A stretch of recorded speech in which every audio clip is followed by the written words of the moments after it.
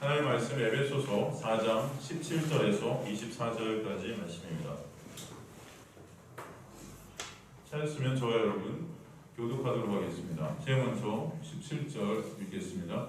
그러므로 내가 이것을 말하며 주 안에서 증언하니 이제부터 너희는 이방인의 그 마음에 허망한 것으로 행한같이 행하지 말라.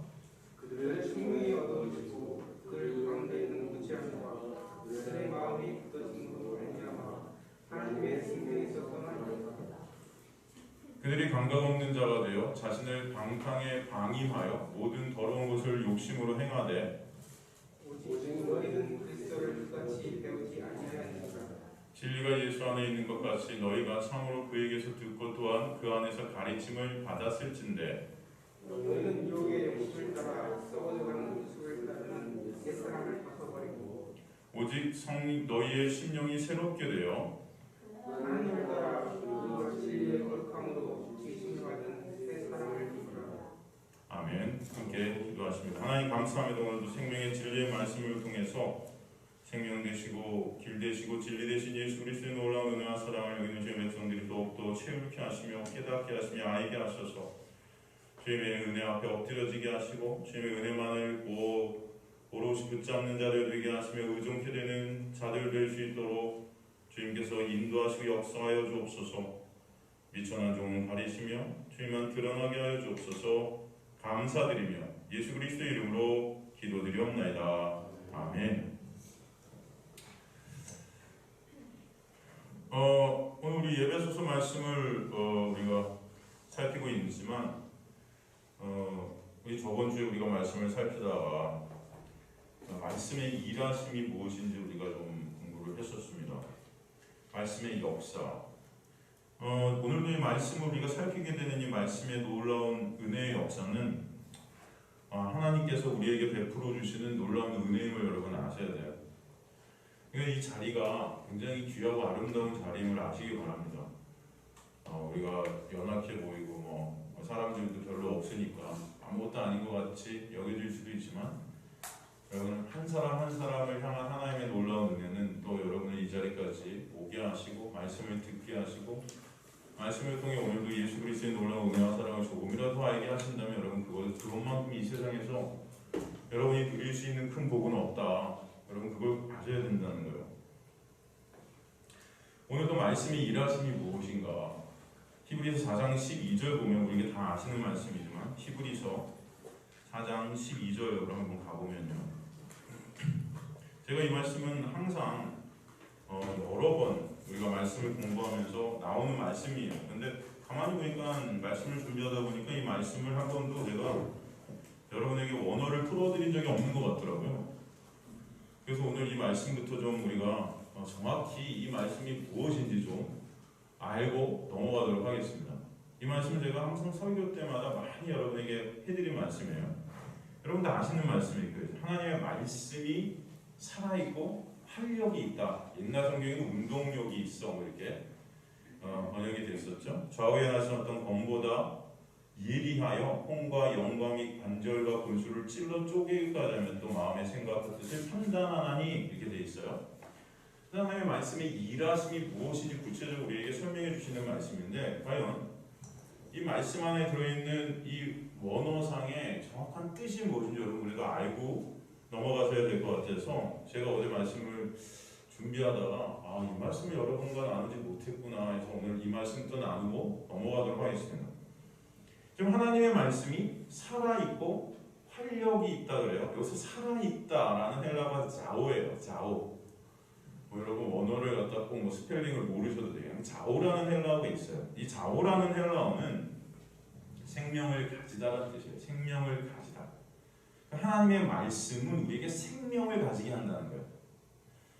구약에서 이 단어는 사람이 회복될 때 어떤 불치병에서 다시 나아질 때 죽음에서 살아나는 그런 어떤 현상. 신약에서도 죽었다 다시 살아나는 경우에 이 단어를 갖다 쓰는 것을 볼 수 있습니다. 그러니까 지금 살아있다는 이 말씀은 죄로 죽어 있는 인간을 살아나게 하시는 것이 하나님의 말씀이라는 거예요. 이해가 되십니까? 죄로 죽어있는 시체 같은 우리들을 살아나게 하는 것이 하나님의 말씀이라고요. 그러니까 여러분이 하나님의 말씀을 이렇게 들을 때, 이거 오늘 이거 또 이 말씀 들으면 뭐 좋겠어, 뭐 유익은 조금 하겠지만 이 정도가 아니고, 여러분은 모르지만 하나님의 말씀은 일하셔서 죽어있는 여러분을 살게 하신다고요. 네? 죄로 인해 향 멸망해 가고 있는 우리를 다시 건져내신다고요. 물에 빠져서 죽어가고 있는 애를 꺼내신다고요. 이 말씀이. 이 말씀은 이 자오라는 이 살아있고라는 이 단어는 하나님의 자녀가 초자연적 생명으로 세상에서 살 때 나타나는 단어예요. 요한복음 5장 25절에 보면은, 요한복음 5장 25절에 보면은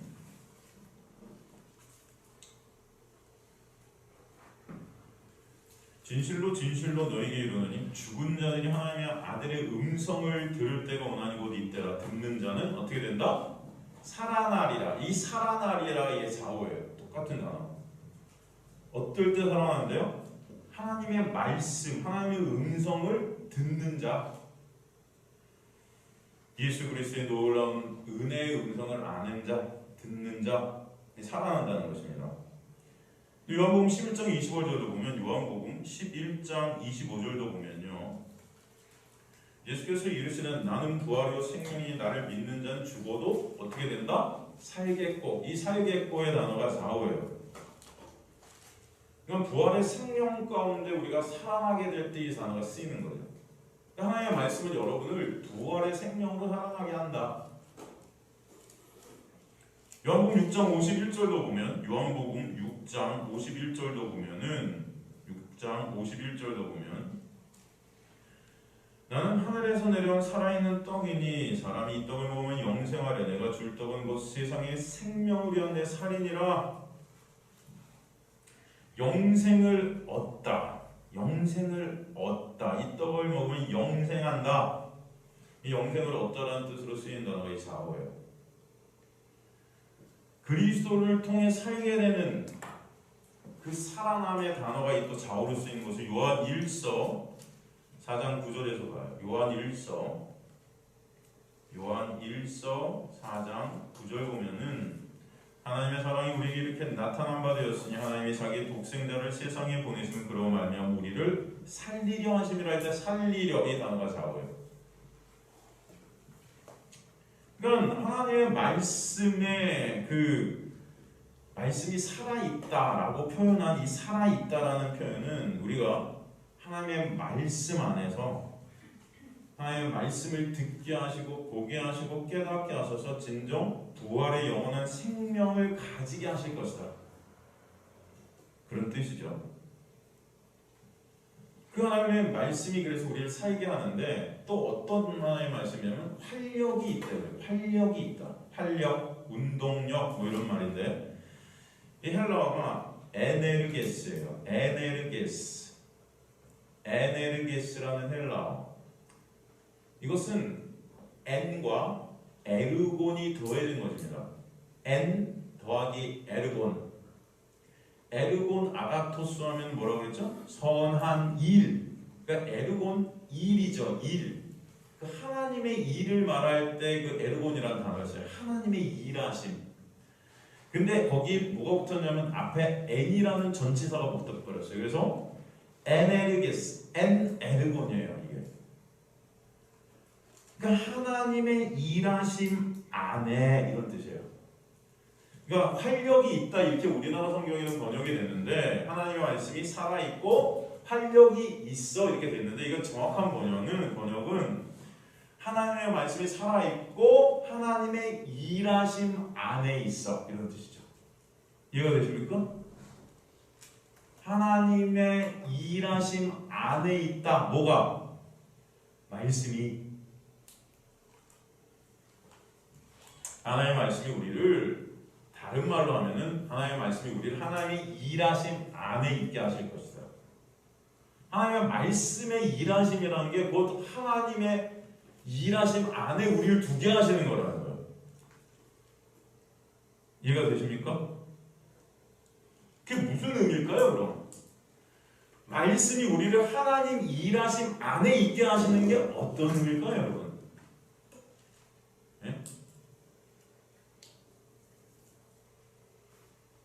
한번 생각해 보세요. 제가 다 알려드리자고 하니 너무 아깝다 생각이 들어서 여러분 스스로가 한번 생각해 보세요. 아깝지 않습니다. 다 알려드릴 거예요. 그래서 한번 생각을 해요. 이게 하나님의 말씀이 우리를 하나님의 일하심 안에 있게 하겠다. 이게 무슨 의미일까요? 구체적으로.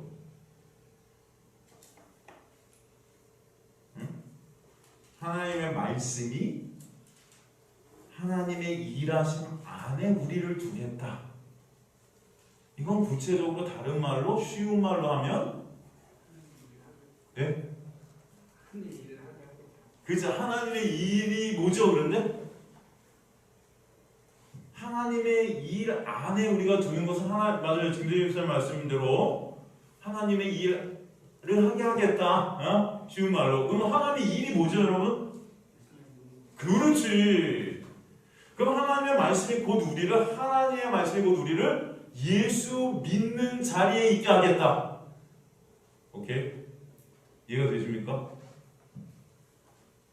그럼 여기서 하나님의 말씀이 살아있고 활력이 있다라는 것은 곧 뭐예요?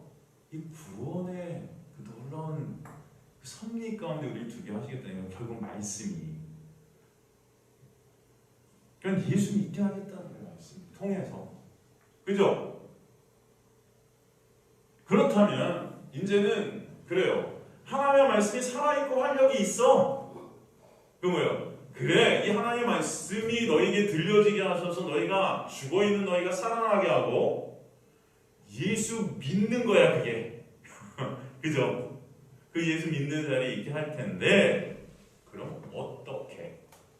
어떤 방식으로 너희가 예수를 믿게 하시겠는가? 그게 밑에예요. 뭐라 그러죠? 자외눈을 쓴 어떤 검보다도 예리하여 홍과 영과 및 관절과 골수를 찔러 쪼개기까지 하며 또 마음의 생각과 뜻을 판단하나니 이런 방식으로 예수를 믿게 하시겠다.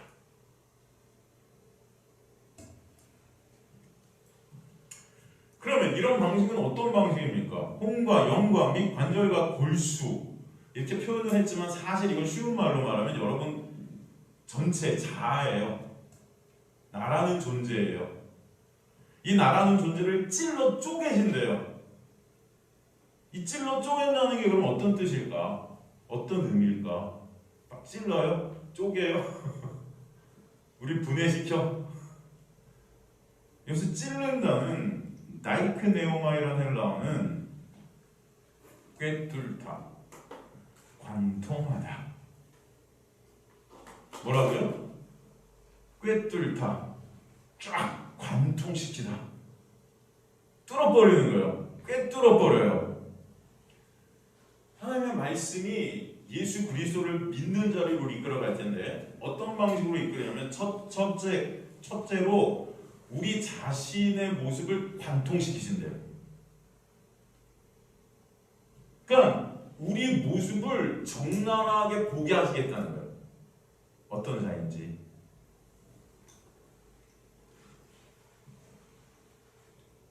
찔러 쪼개셔서 쪼개기까지. 이 쪼갠다. 이게 메리스모스라는 헬라어는 메리스모스. 이것은 굉장히 중요한 단어입니다. 이 단어는 능동태일 때랑 수동태일 때 뜻이 달라요. 능동태일 때 뜻은 오늘 성경에서 번역한 것 같이 쪼개다, 나누다, 분리시키다, 배당하다 뭐 이런 뜻이에요. 나누는 거예요, 이렇게. 근데 저는 이 해석이 마음에 안 들어요. 아니 관통시키는데 갑자기 나누어요? 무슨 말이에요 이게? 이걸 갖다가 우리나라 성경학자들이 모르겠어요. 이걸 능동태로 번역을 했는데 저는 이걸 수동태로 번역해야 맞는다. 수동태의 뜻이 무엇일까? 수동태의 뜻은 분리 지점까지 이르다예요. 분리 지점까지 이르다. 이건 무슨 말이냐면 쉬운 말로 가장 깊이 관통할 수 있는 그 지점까지 끝까지 관통시키겠다. 이해가 되십니까? 더 이상 들어갈 수 없는 그곳까지, 그 지점까지 계속 쭉 찔러버리겠다. 오케이? 여러분 이해가 되세요? 영어도 못하면서 죄송합니다. 오케이를 왜 쓰고 있지 제가? 아이고, 영어도 잘 못하는 게 죄송해요. 가장 깊이 관통되어지는 그 지점까지. 전 이 해석이 이거에서 이 단어는 분명히 좀 수동태로 써야 맞다고 생각돼요. 근데 우리나라는 성경이 이걸 능동태로 써줬어. 사실은 뭐 그럴 수도 있다. 뭐 나눈다. 그래 우리가 쪼개져갖고 나눠지고 뭐 비슷한 뜻이죠. 하지만 더 정확히 그 의미를 갖다 조금 더 생각해 보면은 우리를 관통해, 우리를 보게 만드는 거죠. 관통해서. 그러니까 어디까지? 이 심장, 폐부, 가장 인간이 볼 수 없는 그 지점까지 쭉 우리 가장 깊은 그 처절한 우리의 모습을 보게 하시겠다. 뭐가? 말씀이. 그것까지 인간의 내부 마음 가장 깊은 것. 여러분 10길 물속은 알아도 한 길 사람 속은 모른다며요. 네? 근데 여러분 한 길 사람 속이 아니고 하나님이 여러분 가장 깊은 곳에 찌르고 들어가신다고요. 말씀이. 그거까지 뚫고 들어와서 내가 어떤 존재인지 처절하게 보게 하시겠다. 그래야 어떻게 돼요? 아, 나는 예수 그리스도의 십자가의 보혈이 아니면 가망이 없네요 해서 예수만을 바라보게 되는 거예요. 그게 믿는 거예요. 예수만을 의존하게 되는 거예요. 예수의 긍휼, 예수의 은혜만을 구하게 돼요. 다른 거 구하는 게 아니고. 네? 말씀이.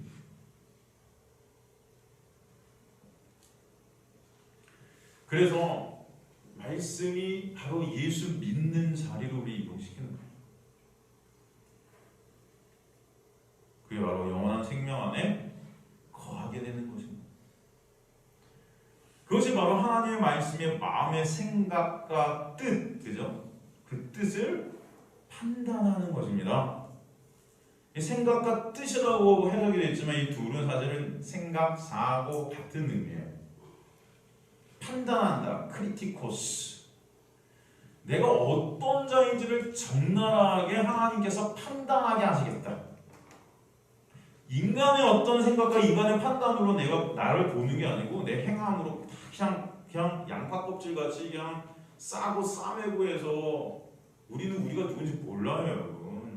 여러분의 행위 조금 착한 일하면 나는 그럴듯해 보이고 조금 나쁜 짓 하면 나는 지옥 갈 것 같고 이런 어떤 그런 봄이 아니고 하나님의 눈으로 여러분 보시는 그 봄, 그 하나님의 판단이 여러분에게 체류되게 하시는 거예요.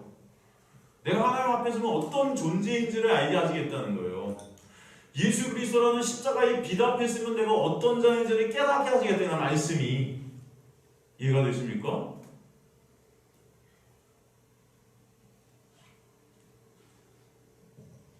인간의 어떤 기준, 인간의 가치, 인간의 어떤 사상, 인간의 것으로 말씀을 갖다 조각시키면요 다 율법주의로 나올 수밖에, 인본주의로 나올 수밖에 없어요.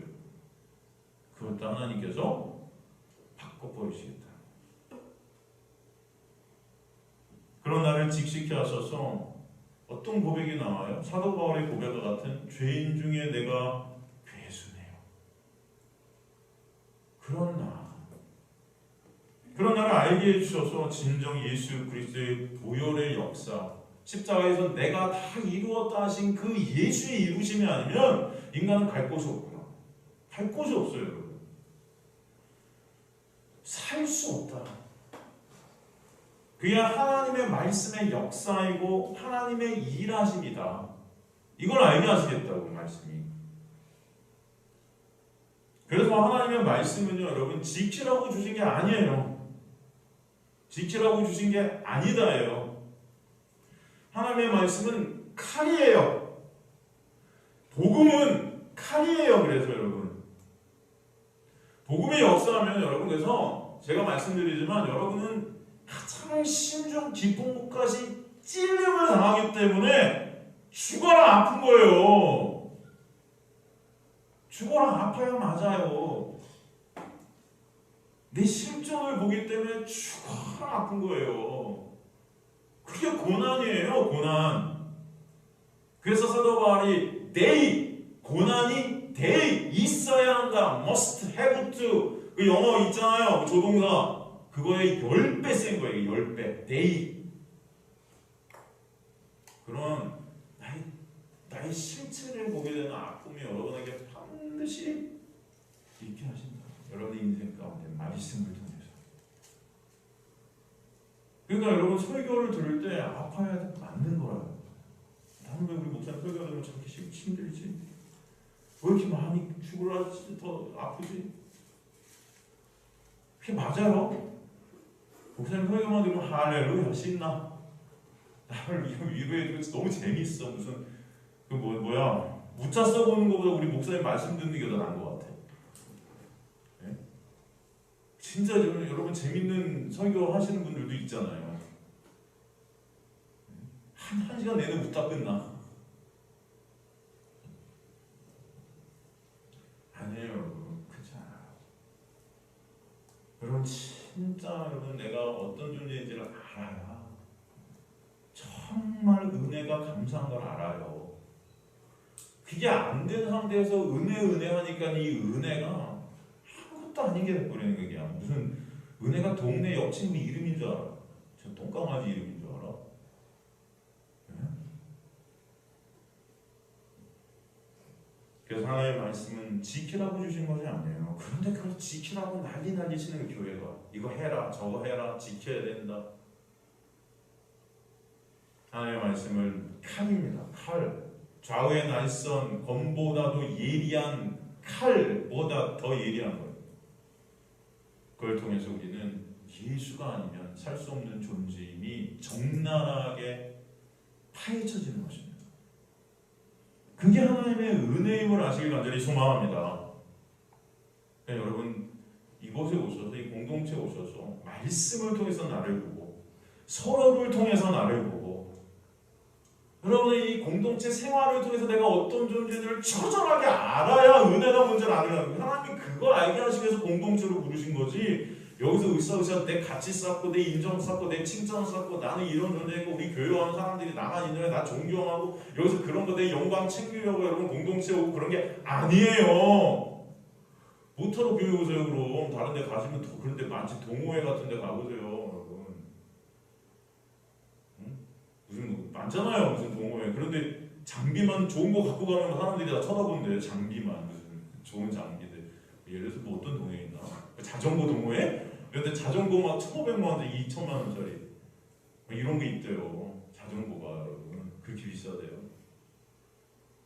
어떤 우리 성도님이 우리 집사님이 그러시는데 그 100g을 자전거를 100g을 줄이는데 100만 원이 든대요. 일단 우리 옆에 있던 어떤 집사님이 그러시더니 100g을 빼라 살을. 제가 그 얘기를 너무 웃었어요. 맞는 말씀이잖아요, 그렇죠? 100g을 자전거를 줄이는데 100만 원이 드니까 집사님이 옆에서 100g 살을 빼라 그런데 제가 빵 터졌습니다 지금. 그러네. 밥 한 끼 안 먹으면 그럼 100만 원 버는 거예요, 여러분? 하여튼간 이런 그런 동호회는요, 그런 장비 좋은 거 사면 다 인정받아요. 그런데 가시는데 모터를 교회 가서 인정을 받으려고 그러세요. 뭐해서 인정을 받으려고요, 여러분 여기서? 예?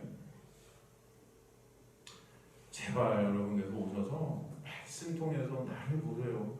그럼 여러분들 공동체 생활을 통해서 인정받으려는 게 아니고 목적이 여러분의 그러니까 사고 가치의 목적이 달라져야 돼요. 여기서 우리의 어떤 영광을 챙기는 게 공동체가 아닙니다. 그건 세상이죠. 여러분 교회가 세상입니까? 아니잖아요. 여기서 이런 말씀을 통해서도 나의 적나라함을 보게 될 때 예수 그리스도의 놀라운 은혜 때문에 찬송이 되는 게 이게 예배예요. 여러분이 진짜 예배를 드리시길 저는 원해요. 그죠? 예배 드려야 액땜 나한테 무슨 이렇게 애군이 안 올 것 같고 뭐 이런 게 예배가 아니고 우리는 다 무슨 예배를 무슨 주술같이 생각해요. 예배 안 드리면 무슨 사업 안 될 것 같고 예배 이번 주에 안 되겠더니 뭐 돈이 안 벌릴 것 같고 뭐 아플 것 같고 우리 자녀가 조금이라도 아프면 어떡하지 예배를 안 드렸대. 여러분 이런 식으로 예배 드리잖아요 다. 그런 마음이 있어요. 그 종교적 어떤 그런 마음들이 있지요. 없습니까?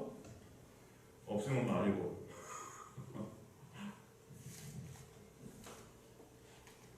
여러분 그래서 정말 이게 정말 여러분의 생명입니다. 생명. 말씀이 생명이라는 게 말씀을 통해서 여러분의 실체를 정확히 알고 예수 그리스도란 참 생명 안에 거하게 되는 그 역사가 이게 진짜 여러분 세상이 줄 수 없는 하늘에서 내리는 복 중의 복임을 아셔야 되는데 이 복을 모르시고 딴 걸 구하시니까 제가 답답해요 어쩔 때.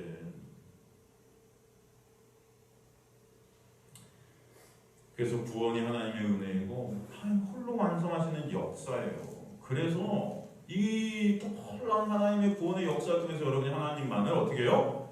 찬송하게 하세요. 이게 하나님께 영광을 올리게 하시려 우리를 만드신 목적이라는 거죠. 이해가 되시죠? 여러분의 실체를 정확하게 모르면 참 영광이 하나님께 올려질 수 없습니다. 왜? 인간은요 나의 실체를 정확하게 모를 때 내 영광을 어떻게든 끌어당겨요. 모든 걸 통해서. 그게 인간이에요, 여러분. 그건 아셔야 돼요. 그래서 하나님께서는 여러분의 실체를 낱낱이 쪼갠다는 게 깊고 깊숙이 그 말씀이 뚫고 들어가고 이 역사에 일하신다. 그래서 여러분 저는요, 여러분을 하나님의 도구로서 그 말씀이 정확하게 여러분에게 전달되게 하는 그거예요. 다른 거 없습니다. 그냥 소리예요. 광야에서 외치는 그죠? 그래서 여러분한테 정확히 하나님이 무엇을 여러분에게 말씀해 주시는지 전달하는 거예요. 저는. 그러면 그때 하나님의 말씀은 역사하세요. 하나님 홀로. 쉬운 말로 제가 여러분 적용을 시키는 게 아니라 말씀을. 그런 의미에서 보면 여러분 이 한국의 신학교들은 다 인본주의예요. 저도 설교학을 배웠어요. 신학교 가서. 그리고 제가 지금 신학교에서 또 가르쳐요. 설교학을 가르치지는 않지만 신학생들이 다 설교학을 어떻게 배우느냐. 제일 중요한 걸 뭐라고 하면 적용으로 배워요. 적용. 그런 거 아니에요. 또 성도들이 제일 원하는 게 적용이야. 말씀이 무엇인지 말씀의 메시지에 관심이 없고 결론이 우리가 그럼 어떻게 하면 됩니까?예요. 일주일 동안 뭐 하면 돼요? 이게 우리가 원하는 답이야. 아니에요. 하나님의 말씀은요, 여러분이 뭘 할까에 집중하게 안 하시고 예수님이 나를 위해 무엇을 하셨는지, 왜 내가 예수님의 하심이 없이는 아무 존재가 안 되는지를 보게 하시는 거예요. 이해가 되십니까? 그러니까 적용이 중요한 게 아니고 예수 그리스도로 말씀이 여러분에게 비춰지는 게 중요한 거죠. 왜 이렇게 성경에서 적용이 중요하게 되었냐면은 이게 다 인간의 영광을 챙기려는 거예요. 행함으로. 내가 뭔가 행하고. 또 목사도 마찬가지예요. 그렇게 너희 해야 마치 목사는 하는 것 같거든. 지가.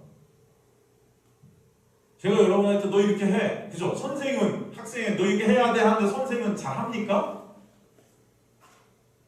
고등학교에 애들한테 야 너 담배 피면 안 돼. 술 먹으면 안 돼. 지도 술 먹고 담배 피면서 그잖아요. 우리 다. 선생이라고 못해요? 하잖아요. 하면서도 하지 말래. 그러면 선생은 안 하는 것 같아. 그러니까 목사가 영광 챙기는 거예요. 이 적용을 통해서 교회의 주인이 목사가 되려는 것도 있어요. 이게 중요한 게 아니에요. 말씀에 일하심이 있다. 이게 중요하다. 저는 거기까지예요. 정확히 여러분에게 성경을 그 밑에 있는 문자 밑에 있는 메시지가 무엇인지를 전달하는 게 제 역할이고 하나님이 저를 도구로 쓰십니다. 그것까지. 그죠? 그리고 나머지는 성령께서 여러분의 삶 가운데 알아서 역사하실 거예요. 것을 믿습니다.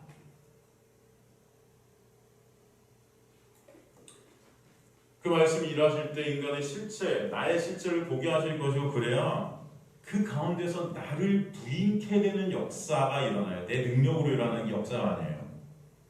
나를 부인케 된다는 것은 내 능력과 내 가치와 내 스스로의 힘과 노력으로 구원을 조금이라도 보탤 수 있다는 그 가망성이 다 사라져버리는 예수 그리스도 홀로 이루시는 그 구원의 역사만을 바라보게 하시는 그 자기 구원의 역사, 자기 부인의 역사가 있게 하신다. 그게 바로 예수 믿는 거예요. 이해가 되시죠, 여러분? 그게 예수 믿는 거예요. 우리는 나를 부인하지도 못하면서 예수 믿는다고 뻥쳐요. 여러분 다 예수 안 믿습니다. 여러분 이 역사가 분명히 여러분의 심중 안에 일어나게 될 때 예수 믿게 되는 거예요. 아시겠습니까?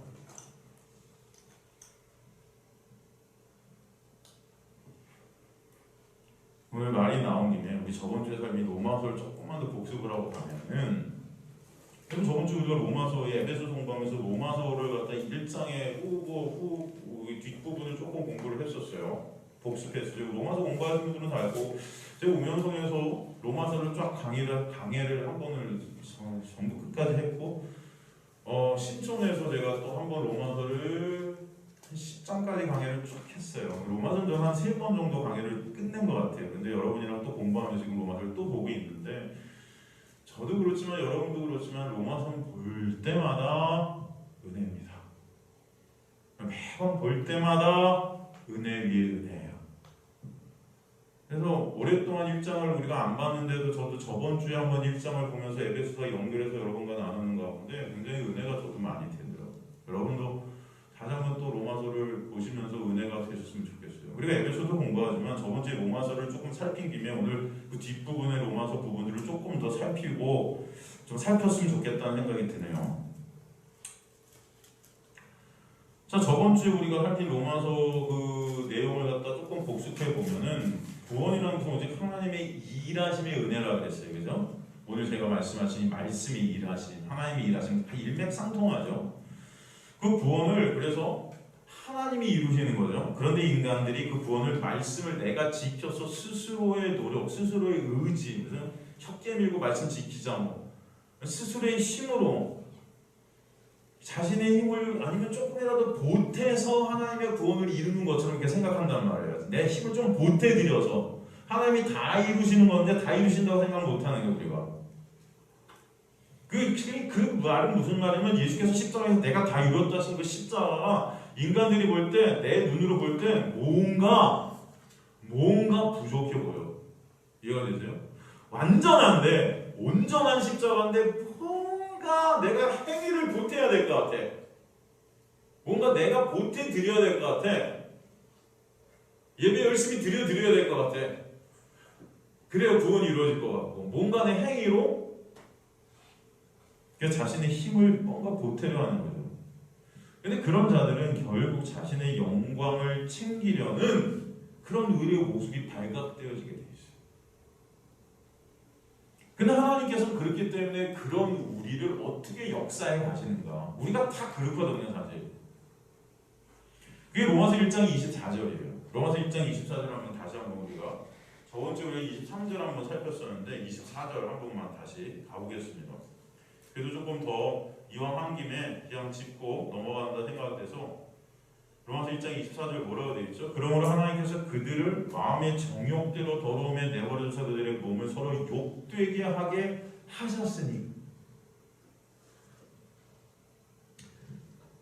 여러분 몇 번 공부하신 분들은 기억이 다 나시겠지만 이 마음의 정욕, 이 마음, 카르디아, 이건 생각의 자리, 결정이나 의지의 자리, 행위의 자리를 갖다가 이 마음에 정욕할 때 이 마음이라는 뜻 카르디아의 뜻이에요. 그래서 정욕되어 있는 헬라어 에피디미아.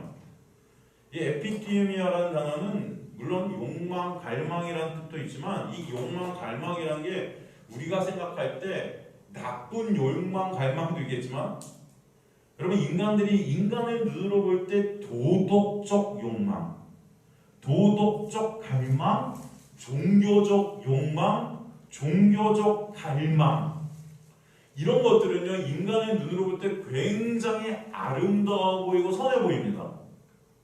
그래서 이 에피티미아라는 이 단어가 희생제사라는 뜻도 있어요. 희생제사, 쉬운 말로 예배. 이 예배라는 이 에피티미아라는 이 단어가 이게 그런데 예배, 우리가 예배드리는데 예배라는 건 여러분 인간의 눈을 볼 때 굉장히 아름답고 선해 보이잖아요. 근데 이게 정욕이에요. 마음에 정욕할 때 이 단어예요. 이 뜻은 뭐냐? 인간은 그런 종교적 열망, 종교적 갈망, 도덕적 열망, 도덕적 갈망을 통해서 내 의의를 반드시 쌓아간다. 그걸 통해서 하나님의 자리에 내가 스스로가 오르고 싶은 거예요. 우리가 구원받는 것은 온전히 하나님의 은혜인데 그 은혜가 싫은 거예요. 그걸 내가 해보겠다는 거죠. 그걸 갖다가 정욕이라고 그래요. 이해가 되십니까? 그래서 결국은 이 정욕이라는 단어 안에는 인간의 영광 챙기기, 하나님만이 받으셔야 될 영광을 내가 조금씩 야금야금 갖고 오겠다는 거예요. 내 행위를 통해서.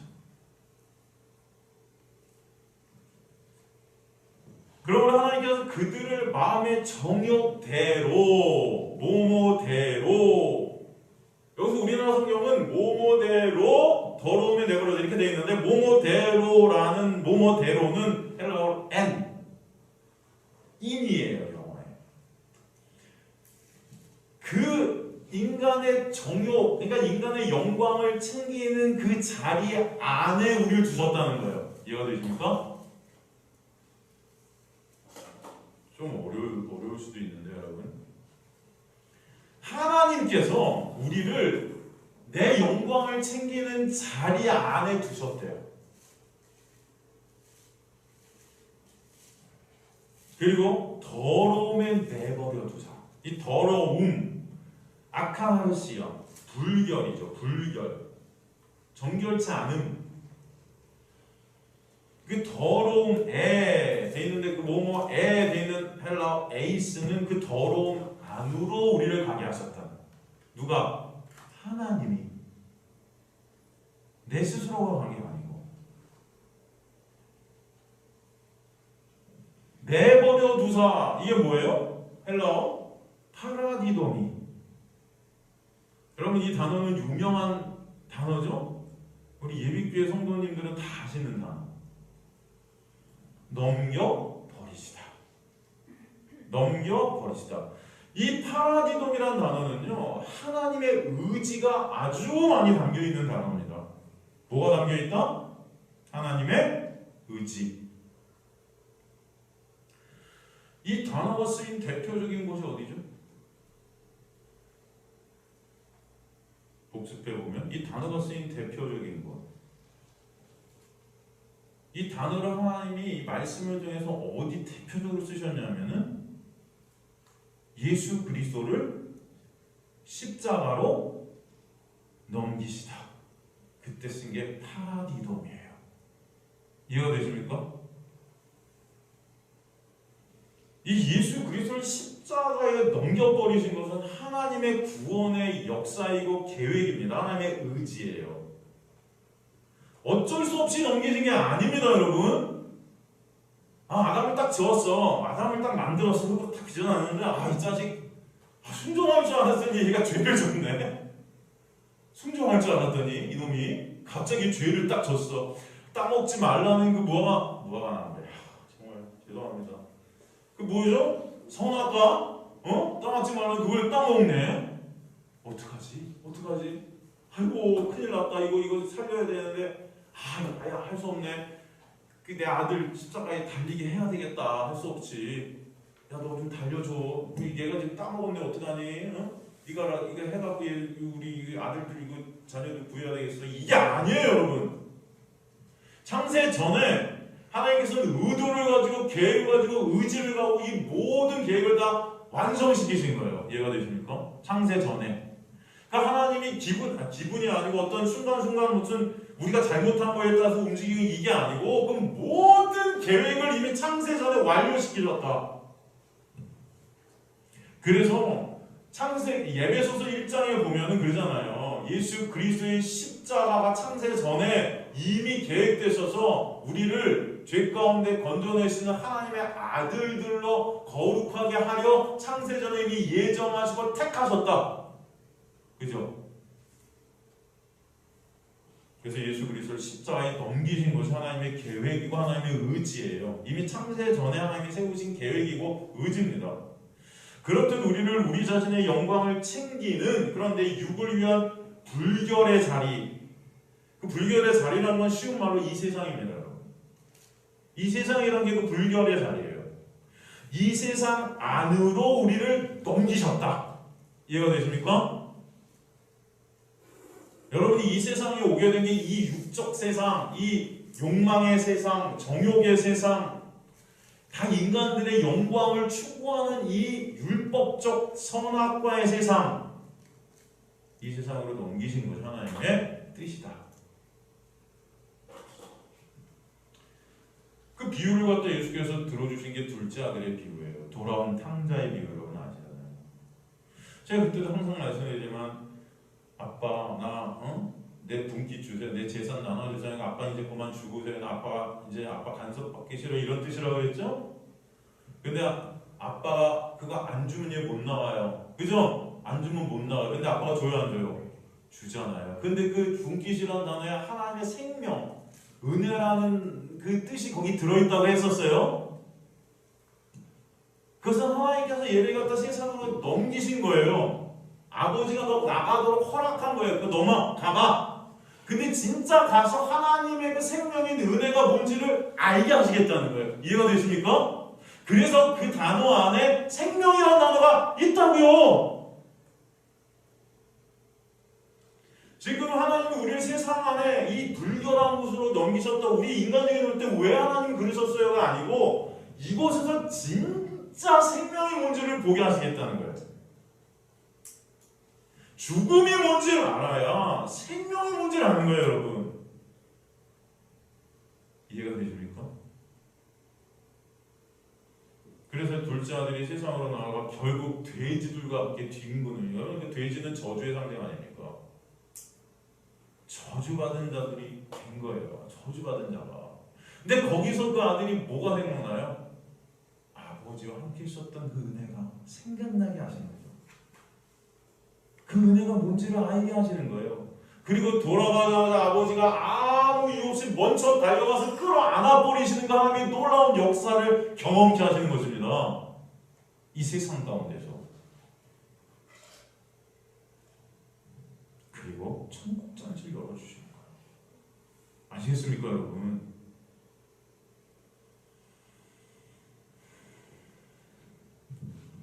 그 결과 그래서 어떻게 돼요? 그들의 몸을 서로 욕되게 하게 하셨다 그랬죠? 이게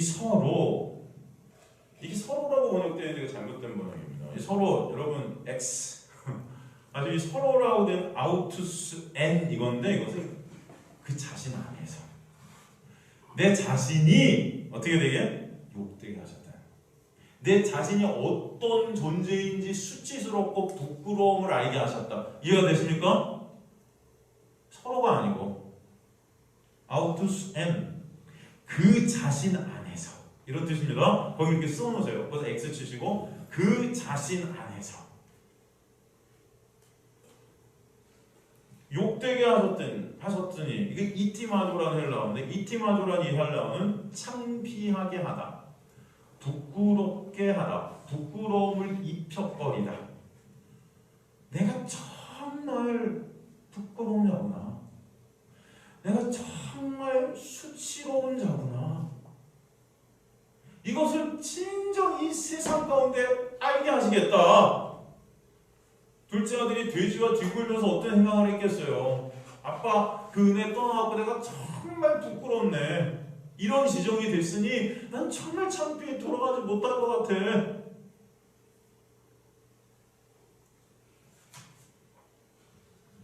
그 둘째 아들이 그래서 아버지 은혜가 아니면 난 살 수 없겠구나.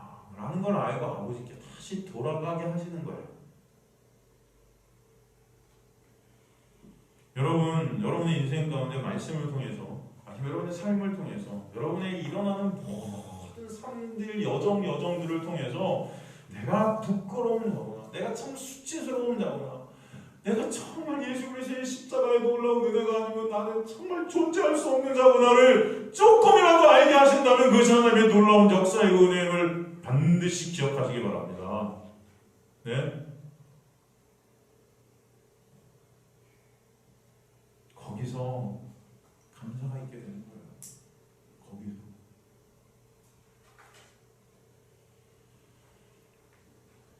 그것을 통해 하나님 우리가 뭘 알길 원하세요? 그 넘어진 자리에 하나님의 은혜가 빠진 이 자리가 얼마나 처참하고 얼마나 부끄럽고 얼마나 창피한 자리인지, 나의 영광만을 추구하고 있는 이 자리가 얼마나 멸망하는 자리인지, 죽음의 자리인지, 그리고 이 자리를 벗어나려 하는 그 내 자신의 노력과 의지, 내 힘, 이런 것들이 얼마나 쓸데없는 것들이었는지, 절대로 내 힘과 내 노력으로는 이 수치스러운 자를 벗어날 수 없는 자임을 알게 하시는 것, 그게 자기 부인이에요. 그래서 하나님의 은혜만을 간구하고 갈망하는 자들을 하나님께서 끌고 가시는 것입니다. 그렇기 때문에 여러분, 이 세상이라는 이 자리는요, 여러분이 살아온 이 세상은 인과응복, 권성진학, 이 율법의 세상에서 인간의 힘과 노력으로 율법을 지켜서 내 수치를 한번 가려보고 내 부끄러움을 한번 어떻게든 사람들한테 멋져 보이게 하려는 그런 처절한 싸움이 있는 거예요. 그걸 싸움이라고 해요. 전쟁 같은 세상. 그것을 통해 인간은 스스로 그 자리에서 빠져나올 수 없는 자임이 체울되는 자들이 하나님의 은혜를 입은 자들입니다. 근데 끝까지 그걸 모르고 내 힘으로 그걸 갖다 가려보겠다는 자들이 하나님의 은혜 밖에 있는 자들이에요.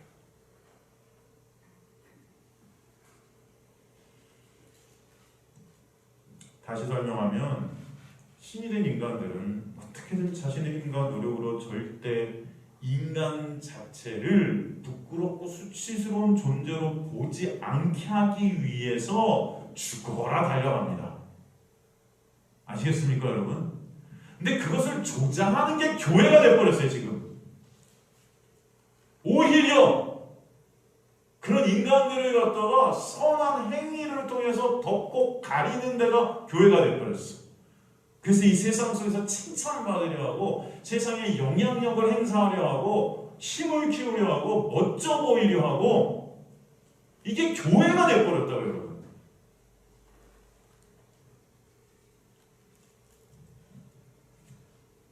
하나님 앞에서 우리는 그래서 당당해지고 싶어요. 내가 이런 행위를 내놓고 하나님의 말씀을 이렇게 지키면 하나님께서 기뻐하시는 자가 될 거야. 하나님께서 나에게 상을 분명히 주실 거야. 그래서 죽어라 말씀 한번 지켜보자. 안 돼도 혀 깨물면서라도 이빨 악물고라도 내가 하나님의 말씀 어떻게든 오늘 내가 지켜보리라. 그 자리에 바로 착각이에요. 착각. 그래서 아까 또 말씀 지키자고, 말씀 지켜야 한다고 목사가 앞에서 설교하고 성도들은 따르고, 그런 교회에 그런 그들의 삶 가운데 하나님의 은혜가 뚫고 들어가게 되면 바로 오늘의 말씀의 현상들이 일어나는 거예요. 나는 말씀 지킬 수 없는 죄 중에 괴수이기 때문에 부끄러움을 당할 수밖에 없고 지옥에 떨어질 수밖에 없는 자네요. 이것을 깨달아져서 오직 예수 그리스도의 십자가가 아니면 안 됩니다. 저는 주님, 그 사실을 알게 하시기 위해서 이 사실을 하나님께서 여러분을 넘기시고 율법 가운데 넘기셨다. 그래서 율법과의 처절한 싸움 가운데서 인간의 실존을 율법을 통해 결국 보게 하시겠다. 그게 바로 하나님의 은혜가 임한 자들이라는 거죠. 그래서 예수의 보혈이 아니면 왜 안 되는지를 알게 하시는 거예요. 그래서 출애굽할 때 그들을 피로 출애굽시키신 다음에 율법 주셔서 왜 이 피가 아니면 안 되는지를 알게 하셨다. 아시겠죠 여러분? 그래야 은혜가 그저 머리로 이해되는 은혜가 아니라 여러분의 삶 가운데 체결되어지는 진정한 은혜가 될 줄로 믿습니다. 이 은혜를 알게 하시기 위해 하나님은 먼저 독생자이신 하나님의 아들을 어둠 가운데 넘기신 역사가 바로 십자가인 거예요. 그래서 십자가에서 예수를 넘기셨다는 이 파라디도미가 똑같이 쓰인 것입니다. 로마서 8장 32절에 보면 자기 아들을 아끼지 아니하시고 우리 모든 사람을 위하여 내어주시니가, 이게 내어주셨다가 파라디돔이에요. 그래서 하나님의 의지로 아들을 내어버리신 거예요. 십자가로. 어찌 그 아들과 함께 모든 것을 우리에게 은사로, 선물로, 은혜로 주시지 아니하시겠느냐. 그죠?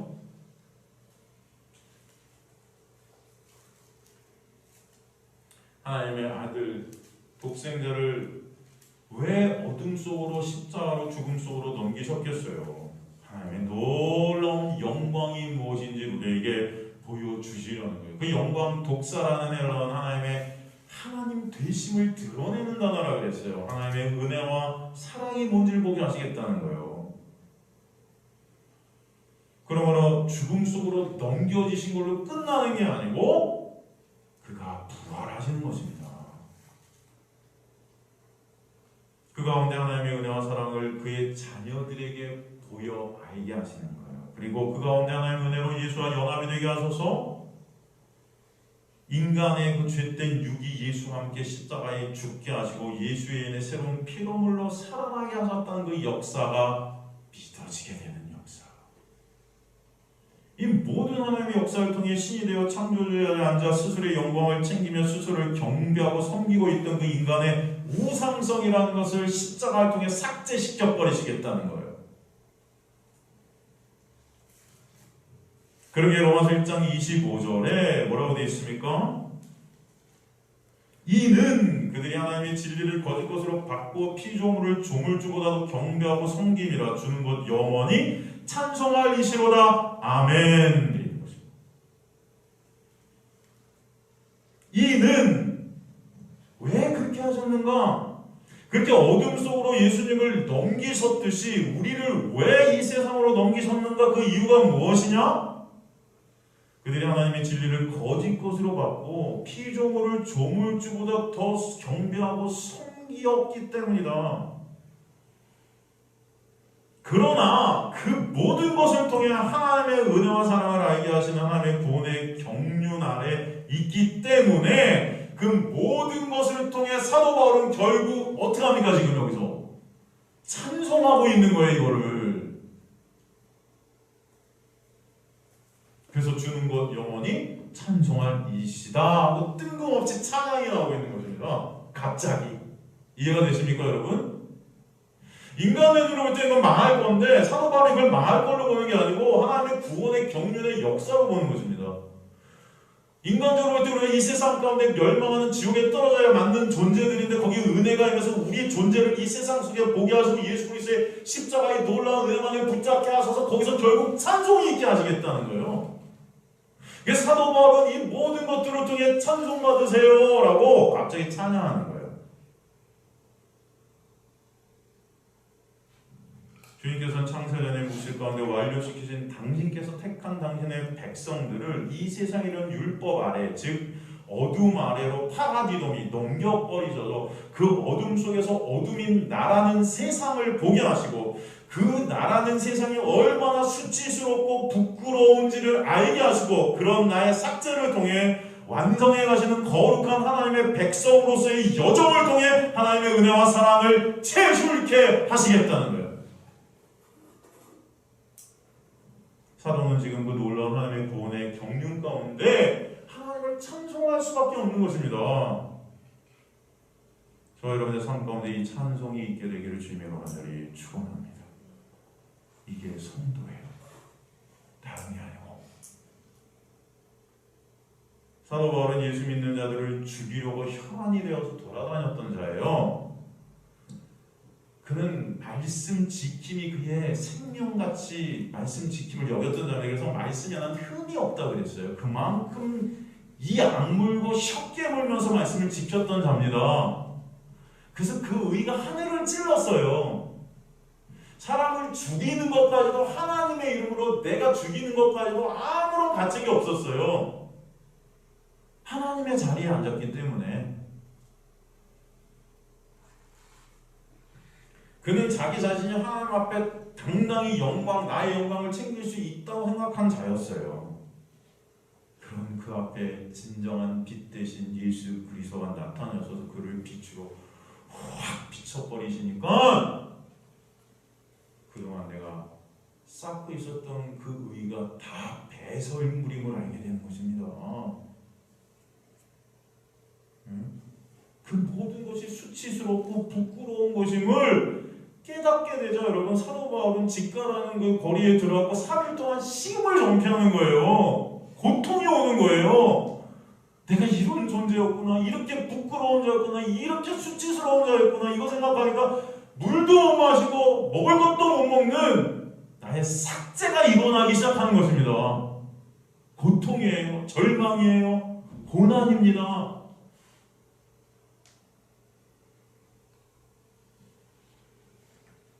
근데 그것이 하나님의 은혜임을 사도 바울은 알게 되는 거예요. 그래서 사도 바울은 찬송하는 것입니다. 이 모든 것들이 하나님의 역사셨구나. 내가 그 율법 아래에서 율법의 의의를 쌓았던 그의 나의 실체를 알게 하시려 나를 율법 아래로 나를 묶어버리신 것도 하나님의 은혜셨구나. 그 모든 것들을 통해 다 은혜를 깨닫게 하시는 하나님의 섭리셨구나. 이걸 알게 되니까 하나님이 나를 모태중에 이미 택하셨고 창세전에 이미 택하셨음을 깨닫게 하시는 거죠.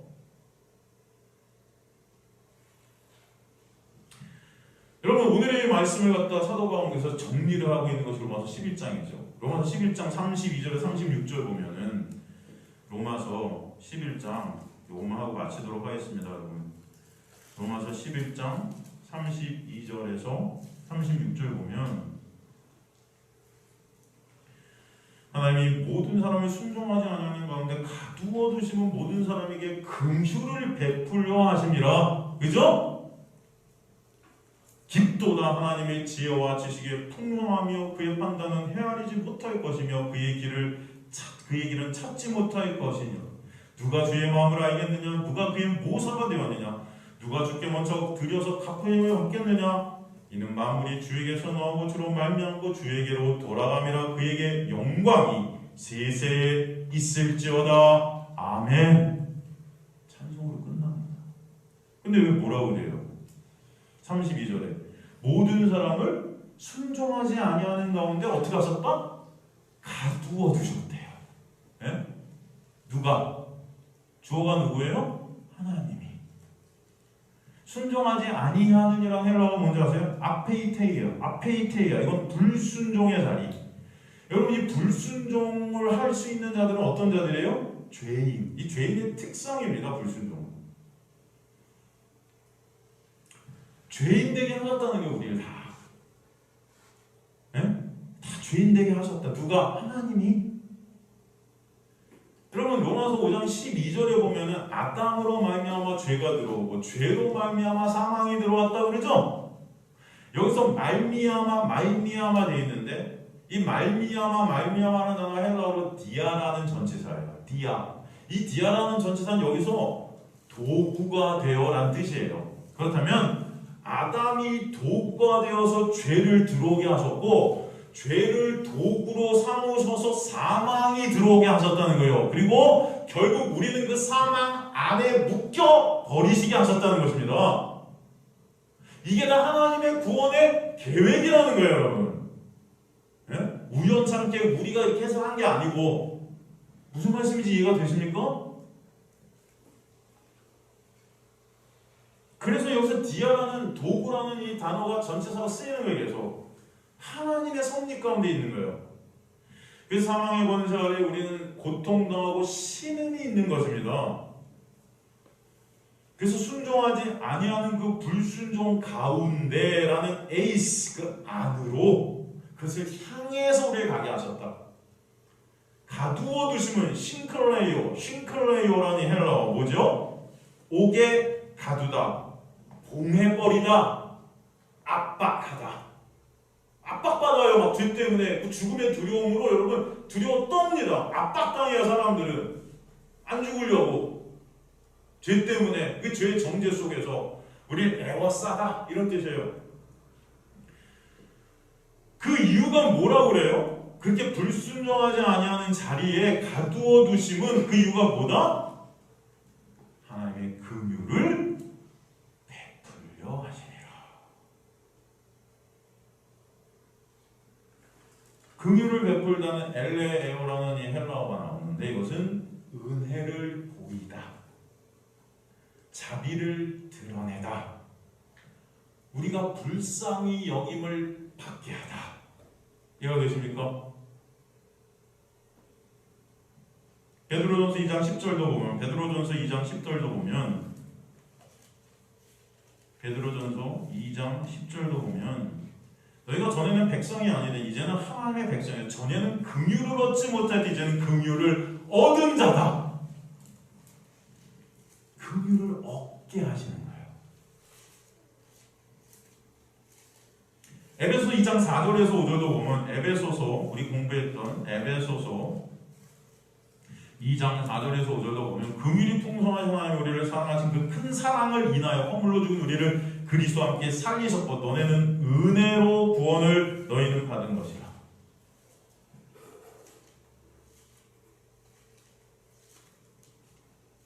그 긍휼, 그 은혜를 알게 하시려고 보여주시려고 우리를 어둠 가운데, 율법 가운데, 이 세상 가운데, 불순종 가운데, 죄 가운데 가둬버리셨다.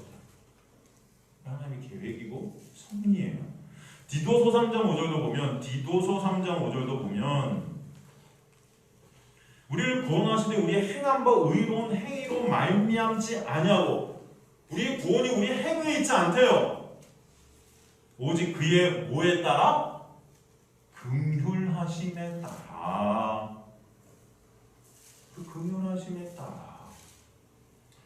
이것은 하나님의 구원의 계획 가운데 사도는 그래서 주님을 찬송할 수밖에 없는 것입니다. 그래서 깊도다 바도스. 이게 뭐냐면은 깊도다, 우리나라 말에는 이렇게 성경이 번역되어 있지만 측량할 수 없는 완전한, 그리고 재밌는 이 뜻이 여기 바도스라는 뜻이 있는데 숨겨진 비밀. 숨겨진 비밀.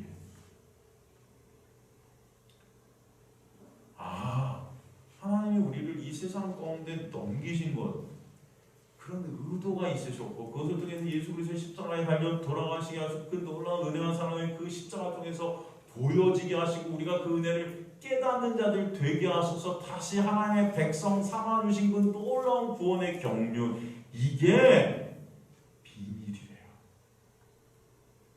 그래서 여러분 몰라요. 세상 사람들이 이런 말, 이게 무슨 말이야. 여러분 오늘 제가 설교를 갖다 길에 지나가는 사람 들어서 여기 앉아갖고 들으라고 하면 이게 무슨 말인지 알까요? 그러나 그들 중에도 하나님의 은혜가 임하면 알게 될 자가 반드시 있다 라고 저는 믿습니다.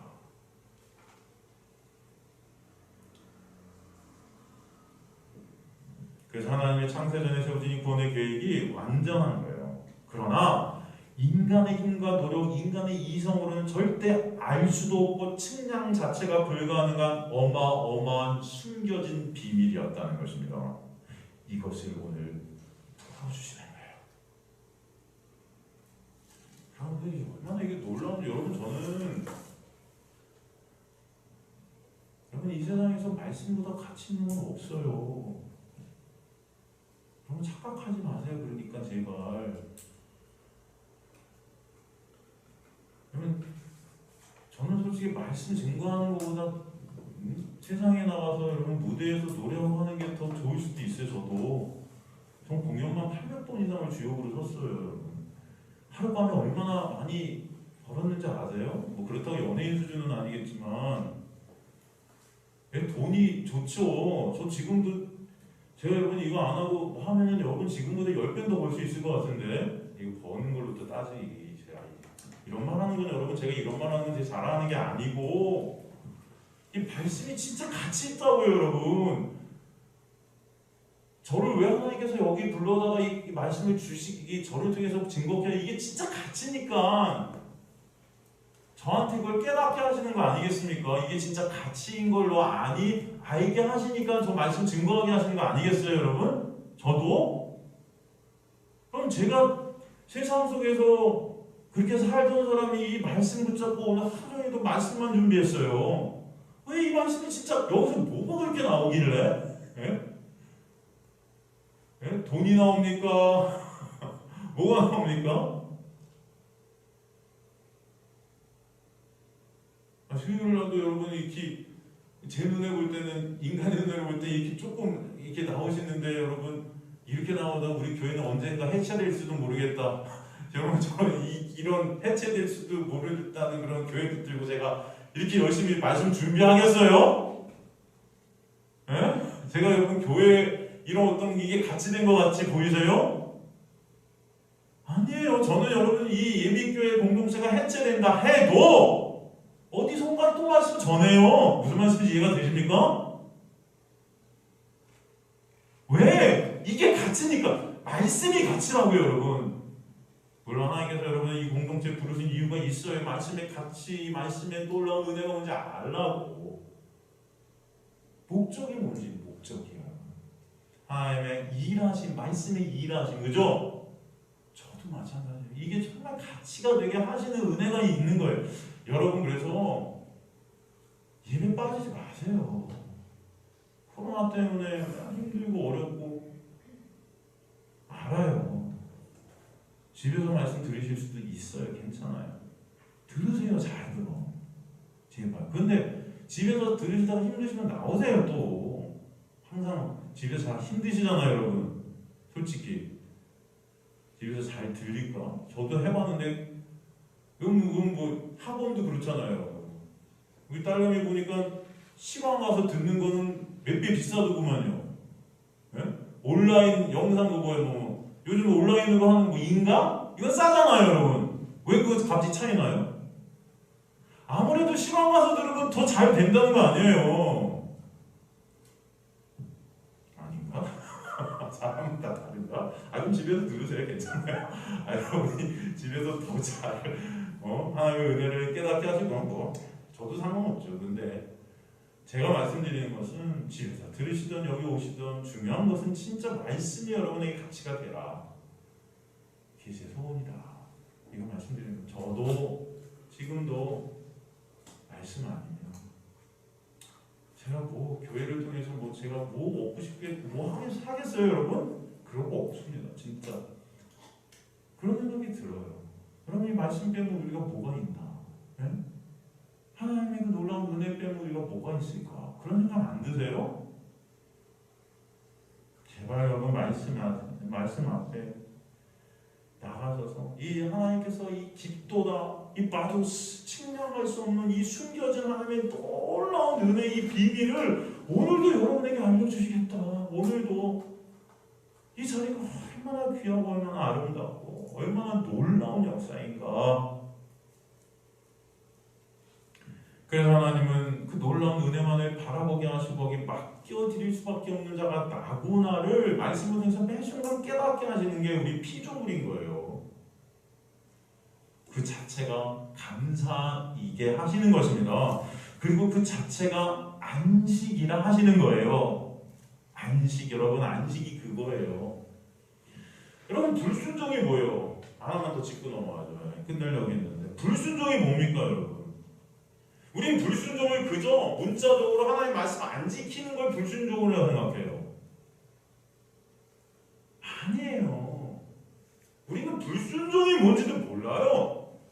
솔직히 신앙생활을 30년, 40년을 했다고 하면서도 그게 불순종이 아니에요. 오히려 반대죠. 내가 내 힘으로 하나님의 말씀 지키고 훈련하고 뭔가 훈련한데 내가 막 무슨 훈련이 못 너무 교회에서 훈련들이 그렇게 많아요. 여러분 예수님이 제자들 데리고 다니면서 훈련시켰습니까? 무슨 놈 훈련받은 제자들이 그 모양이에요. 다 뿔뿔이 흩어져 한순간에 해병대가 낫겠다. 안 그래요? 훈련하고 내 스스로 나아지려 하고 하나님 앞에 떳떳이 서보려고 그 율법주의, 인본주의에 갇힌 그 자체가 불순종이에요. 그게 불순종이라는 것은 결국은 하나님의 은혜를 의존하지 않는 거예요. 이해가 되시죠? 다른 말로 하나님의 은혜를 모르는 거예요.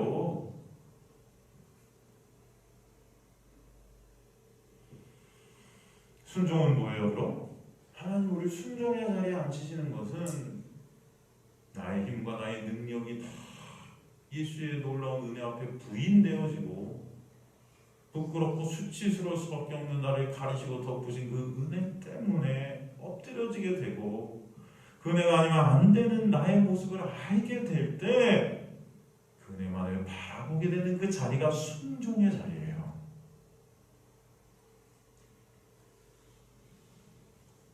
저번에도 제가 몇 번이나 말씀드렸지만 하나님은 우리가 살아가는 동안 죄를 몇 번 더 짓고 안 짓고에 관심 없으세요. 여러분만 관심이 있을 뿐이에요. 왜? 여러분 영광 챙기려고 스스로가. 몇 번 덜 짓고 더 지으면 영광 좀 더 이런 건 여러분의 관심이에요. 다. 하나님은 거기 관심이 있다 없다? 없다. 그런데 우리는 하나님이 거기 관심이 있는 것처럼 배웠죠, 교회에서. 죄 좀 많이 지면 하나님이 놓아질 것 같고 죄를 덜 지면 하나님이 기뻐하실 것 같고요. 그죠? 아니에요. 여러분은 어차피 어둠 안에서 자체가 죄덩어리인데 뭘 덜 짓고 더 져요. 그냥 나오는 게 다 죄인데